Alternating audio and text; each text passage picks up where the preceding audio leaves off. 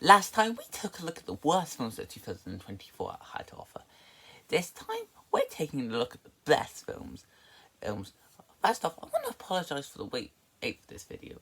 I was originally planning to release it on the same day as the work and this, but as I'm about to call all this week, I haven't found the time to do so.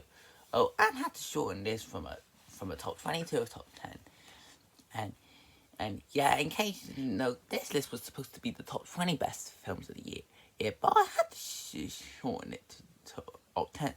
The reason why it was supposed to be the top 20 best films of the year is because when the films this year were good, they were some of the best films that the decade had to offer for so far.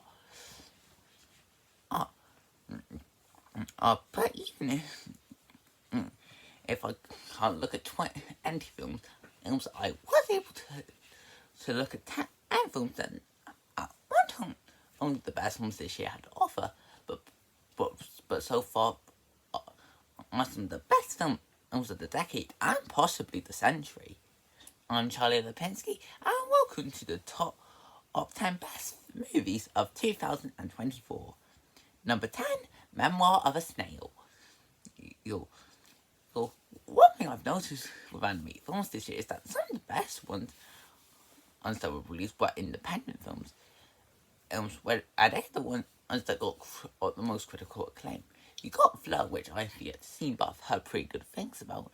And then you have this one, which might be one of the most emotional animated films I've seen in a long time. The film tells a really rich and mature story going the main character's life, which is as heartbreaking as it is heartwarming. The way it's told, is very interesting. And will make sure it gets its view of emotional and maybe period. It also has a wonderful cast of characters and some incredible stop motion animation that bring the feature to life. It's only number 10 because I do think that some of the humor doesn't some balance, and it's well with the more mature or tone that the film's trying to show. But that's only a minor issue, and it makes this Snail's memoir one of the best memoirs I've ever read or had the pleasure to listen to. Number 9, Kingdom of the Planet of the Apes. One thing that this year's film almost got me to do was look into movie franchises that I wouldn't usually look into and experience their films for the first time. This is especially the case with the 2010 and Planet of the Apes trilogy, but I consider that to be one of the best trilogies of that decade. Okay, and with this new continuation, it's still as strong as the trilogy that came before it. What makes this Kingdom the most strong is the rise, the dawn, and the war, or is how it expands the world more than the trilogy does, as showing how apes have fully taken over, and humans are treated like proper animals, like apes used to be. On top of that, the visuals are really immersive. All I can say is that if the Academy doesn't nominate this for Best Visual Effects, then we will be having words. As not to mention that there's a lot of richness within the story and characters. Well, it's debatable if it's the best film in the modern Planet of the Apes franchise.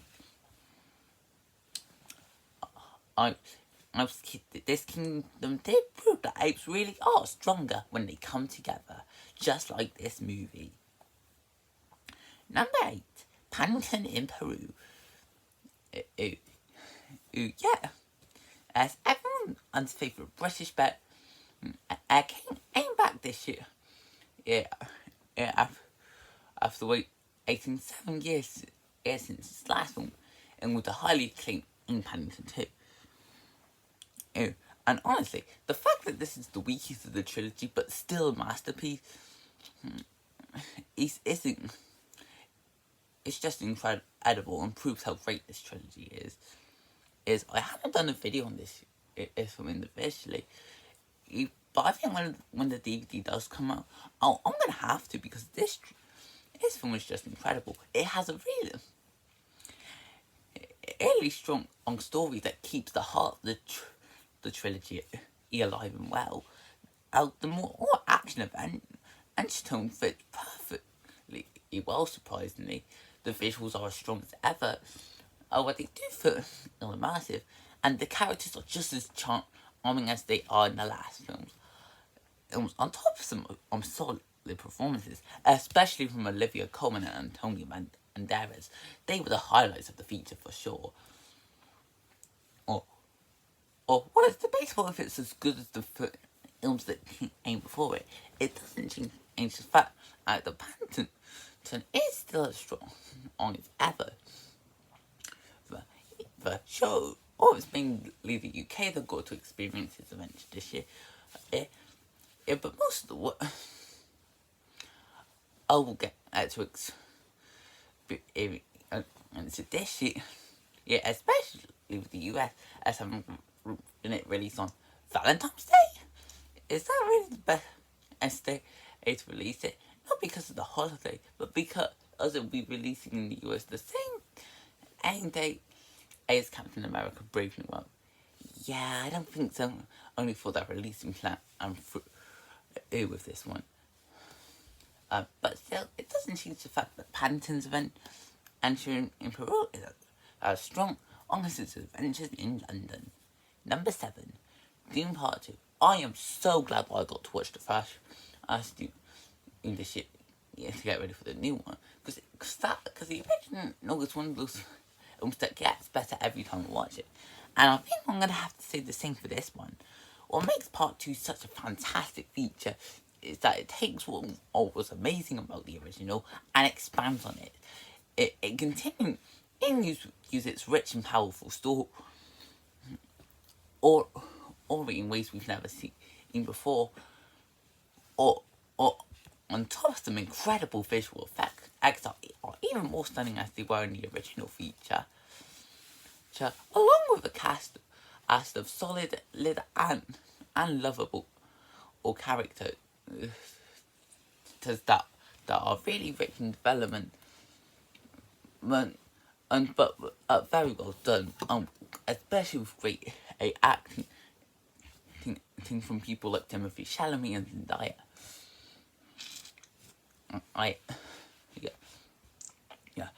And the best thing about this is that the story is still not over. The film did manage to leave on a cliffhanger leading into Messiah, and I honestly can't wait for that feature. Honestly, the film did end a bit too suddenly without going into spoilers, but it doesn't change the fact at the second part of all the AD story is still strong, if not better than his and the first part. Number 6, Transformers 1. I'm gonna call this the most unlucky film of the year, especially when, and this surprisingly turned out to be a huge box office film. Where even though it tried to do an elemental to get many people watch because of positive word out of mouth, it wasn't enough to stop this film from being a flop, and that's a shame because this is easily the best Transformers film. And what makes this a really powerful or origin story is how it develops its world and its characters in ways we've never seen before. This is especially the case between the friendship between Optimus Prime and Megatron, who are originally known as Orion Pax and D16 respectively. The way the film dives into that friendship is quite tragic, as it shows how they were formed on friends that had to turn under a different path, as leading them on to be the heroes and villains we know nowadays. It's not only the story powerful enough, but the animation really sells it to offer one of the best looking versions of Cybertron. even if the humour is a bit of a mixed bag, it still doesn't change the fact that it is decently funny as it is powerful. Oh, I'm sure not many were expecting much from an animated Transformers film. But this one proves that there's definitely more to this franchise that meets the eye. Number 5, Deadpool and Wolverine. I am so glad that I was able to watch the Deadpool trilogy for the first time this year. You've got the first two that were absolutely fantastic. The features, just where the first one was great, and the second was spectacular. And even if I'm unsure if Deadpool and Wolverine is as good as the second, it still is brilliant. What makes this film such a strong film is that it knows what its audience is coming for, or the story is decent on its own. The audience is here for crazy action and hilarious humour, and the film delivers on both fronts, and making this film extremely entertaining as it is action packed. On top of with an enjoyable and entertaining cast of characters, there's creative visuals, also some intense action, and some pretty decent villains, which are probably some of the more underrated villains of the MCU. The MCU definitely has been struggling this year, especially since this is the only film in the MCU that was released. But that actually does seem like things will pick up for them, especially when they've got some good films. Well, some hopefully good films sometime for next year. We'll get to those when we get to those. But it's safe to say that the combo of both Deadpool, Wolverine, and the MCU, you managed to put in a lot more than just maximum effort. Number 4, Inside Out 2. When it comes to the first film, I consider that to be one of, if not Pixar's best film. And the craziest thing is while I consider that to be their best film, I can't decide if it's better if the first one is better than its sequel or not. What makes this film a great continuation is that it does do more than most equals. Also, it doesn't feel like a copycat to its predecessor. So, and it's still able to offer a powerful and emotional story with laughs. On top of that, the characters are given a lot of development, especially with the emotions as well. And it's like joy and anger have new sides to them and that we haven't seen before. Or everyone's like, I think anxiety, embarrassment, and envy and ennui. You have a lot of layers to them, that make them great power for strong characters. And like the previous film, the sequel managed to deliver a lot of emotions. Where even if it's probably not the most emotional film of the year, in a sense that will be coming up like just around the bend, it still doesn't change the fact that it keeps its themes strong, incredible.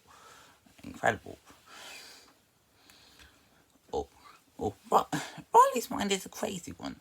But with this sequel, her mind was able to deliver all the feels. Number 3, The Waller Robot. Believe me, you have no idea how much I want to do. It is to be the number 1. And I definitely understand why people easily call this their best film of the year. Yeah, but for me personally, I might call it the best animated film of the year. The reason why I say might is that we've got enough on the list that people do debate if it counts as an animated film or not. But we'll get to that when we get to that. For now, let's talk about our Robot and how it's probably one of the best films DreamWorks has ever released. What makes this film incredible is its powerful story and great structure, showing how Rose arrives on the island, how she ends up becoming a mother and trained into a little kid who's called or Bright Bill. I don't know, leading with an action pack. At climax, as well. Oz has to protect Bright Bill and the island she got stranded on.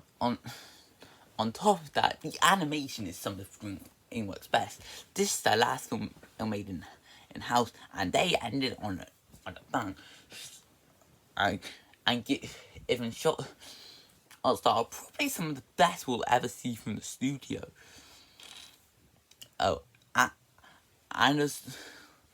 on top of that, it has a wonderful cast of characters.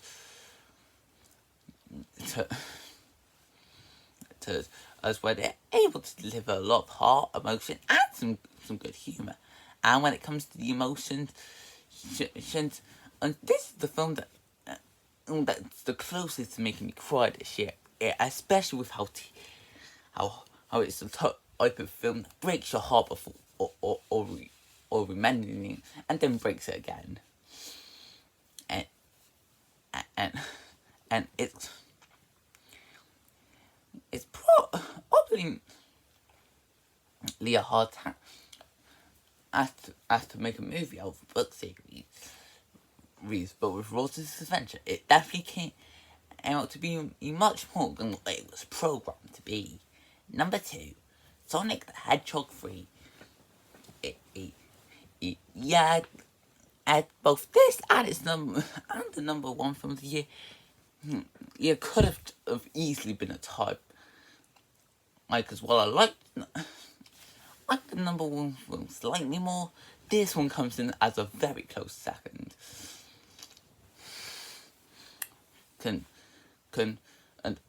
But hey, even if it's not the best film of the year, it counts as the best film of the trilogy, am I right?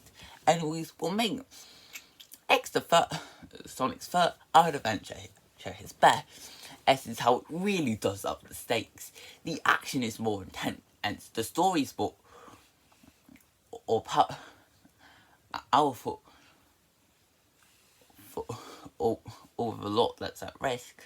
It's the characters are developed in new ways, both old and new, and the way he uses these elements from the game aims are powerful and help improve the film, especially with Shadow, where I'd be in one of the most intense and easily one of the best characters of the film. On top of that, while the film has a more action-packed, serious tone, the film also has some great comedy, especially even the villains, Ivan and Gerald Robotnik, where their grandson dynamic is hilarious, and the fact that Jim Carrey plays both of them is a real treat as well.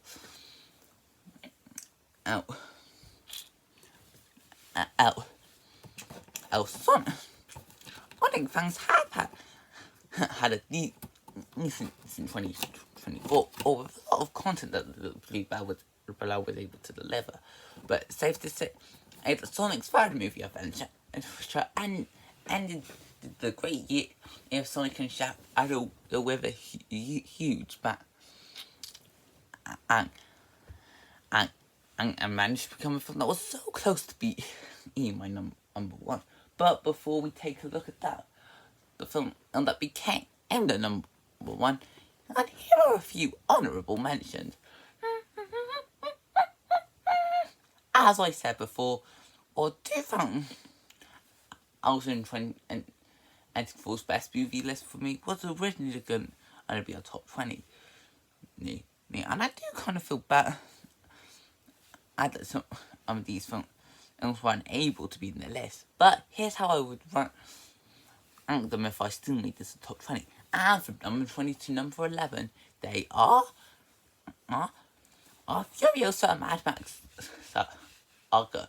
Well, not as good as Fury Road. It still manages to deliver all the action that the franchise knows best. Despicable Me, E4, or still keeps the entertainment of the franchise alive. Even if the story feels unfocused sometimes. Wicked, Kid, a great Ace and Strong on part 1, and that helps me get a bit more excited for part 2. The Tiger's Apprentice. Tis easily the most underrated animated film of the year. Yeah, and one of the best films Paramount Animation has to offer. A tie between Better Man and Piece by Piece to musical biopic. It's to get more creative with their concept and deliver the best of their kind. And challengers just as probably one of the best film to movies of the year with visuals and does have a strong cast of characters to go with it.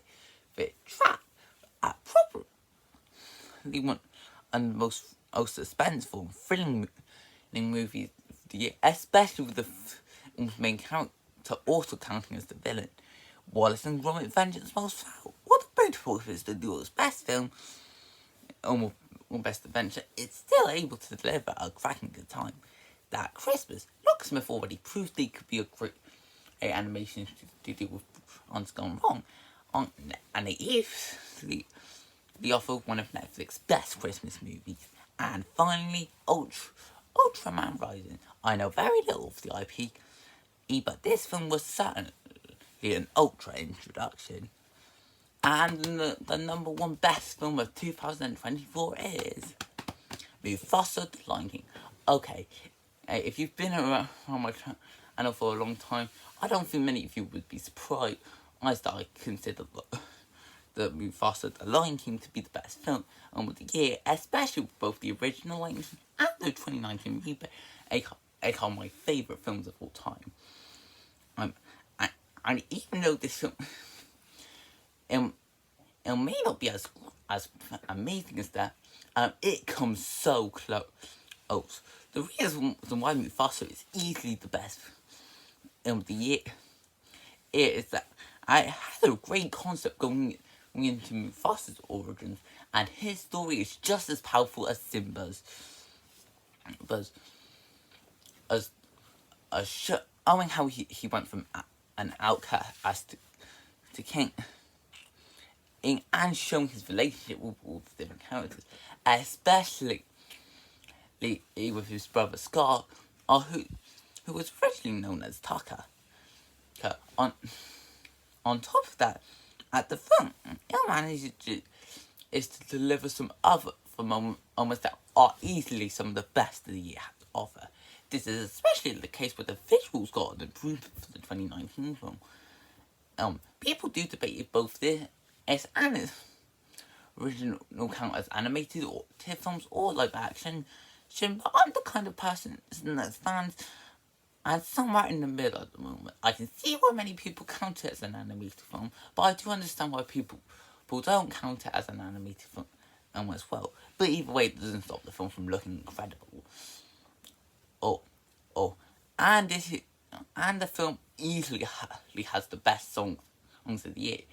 Yeah, Miranda did the songs of the film, and they are easily some of its best, especially with a few numbers like Milele and Tell Me It's You, that are a lot different under the type of songs it would usually write and create, but they are still as strong as some of its best. As this year has been a great 8 year for movies, and there are many in the top 5 that I could have easily called the best as film of the year. Yeah, however, this was easily my most anticipated film of the year, and it's no surprise that at Mufasa, so it was not just the king of the Pride Land, but became the king of the film movies, and that's why Mufasa: The Lion King is the number one best movie of 2024. And that's all I got for the top 10 best movies of 2024. Honestly, I feel bad not being on top 20 now, because this was a fantastic year for movies. But as incredible as last year was for films, it's time to look onto the future and ask ourselves, what does 2025 have to offer? But, well, quite a lot, not to be honest. Let's have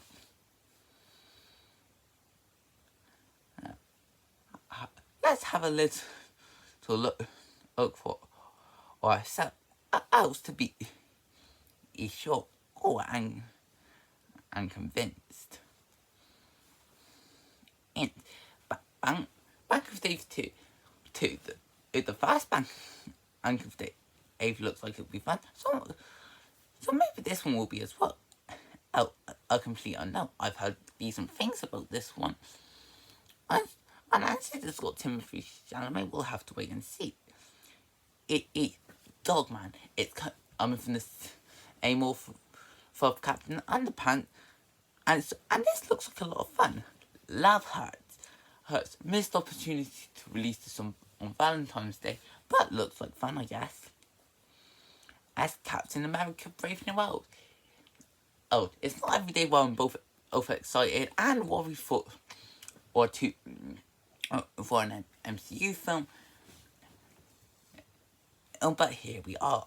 The monkey, the Toy Story 3 monkey's getting his own movie. You have my attention.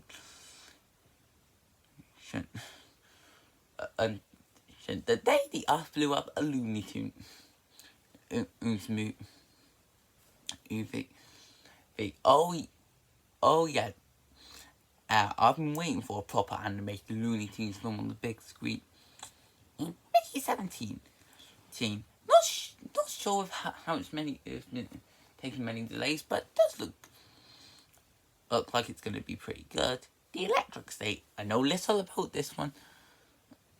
But I'm sure it's going to be in one of Netflix's best films of the year. Snow White. Oh yeah, Disney's just going to ruin the first ever movie, aren't they? I'm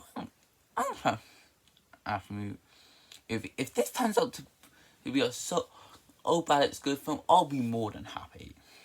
Pretty fun and the book looks pretty good, but I'm worried that this will be hidden under all the other releases is that the MCU has this year.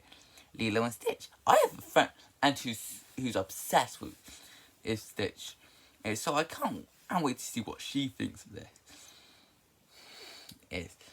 Is Mission Impossible: The Final Reckoning. That Reckoning was surprisingly great. I'm down to see how this franchise continues. Use Karate Kid is legend. My dad was a huge fan and the Karate Kid film, so I'm excited to experience in this franchise and this movie for the first time. Ballerina. I know pretty little about John Wick, but maybe this can stand strong on its own. On How to Train Your Dragon. Looks like DreamWorks is tipping their toe into the live action remake trend. And Elio. I want to be excited, but for the production delays, I'm very worried about this one. Jurassic World Rebirth. Why won't you let this franchise die already? Superman. Looks like James Gunn will be writing his DCU on the right track. Smash. It's been a while since we've seen them on the big screen, but would be pretty fun. And I guess. Fantastic Four First Steps. Well, if Deadpool and Wolverine made a great introduction into the MCU, hopefully these guys can as well. The Bad Guys too. Oh yeah. I can't wait for this sequel to come. Freakier Friday. They looks freaky. And I did like the original, so we'll see. Wicked Good. I hear Act 2 it was weaker than that one, but I've still got hope that this will be pretty good. Zootropolis 2. I love the original and I'm absolutely pumped for this. Yes, 5 Five Nights at Freddy's 2. The first one was mid to me, so I'm expecting the same here. Avatar Fire and Ash. I can't wait to return to Pandora at the end of the year.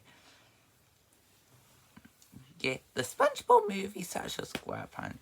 And it's now a good time to end the SpongeBob films. And there are lots more films that 2025 will have to offer, and I'll be there to look at all of them.